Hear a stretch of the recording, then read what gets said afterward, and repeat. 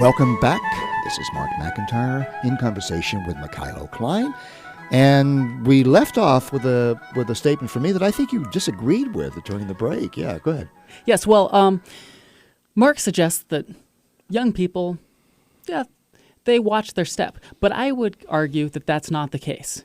It seems to me that young people are constantly getting in trouble with things they put on Facebook. They don't realize that Homeland Security is going to look at their Facebook page. They don't realize that whether or not they get that visa to travel abroad may have something to do with what they put online. So I would suggest that that's not the case, that people, even young people, don't understand how the internet dissolves all boundaries and that they're constantly getting in trouble for this. But moving along.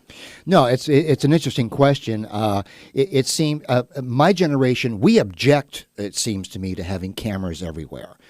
Traffic control cameras. We object and we don't object. We're kind of agnostic in one sense because we don't know whether or not it's a good thing, and the other sense that, well, we think, well, you know what, it's probably a good thing because it cuts down on crime and national security.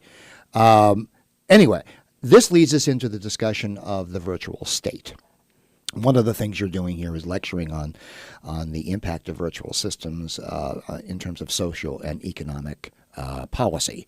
The emergence of the virtual state. What do you mean by that? Okay, so the topic of my upcoming book, Yes. The Virtual State and the Fall of Empires. I love the title. Would you please get a job writing titles? He has the greatest Power, Madness, and Immortality. That was a beautiful title. And this one's called what? It's Put you on the spot, didn't I?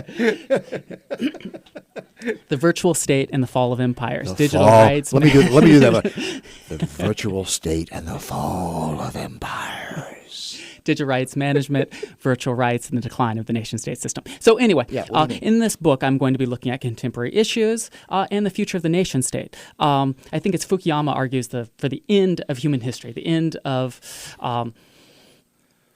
social political development. And yet that seems very naive to me. The nation state is simply one step in an evolving process.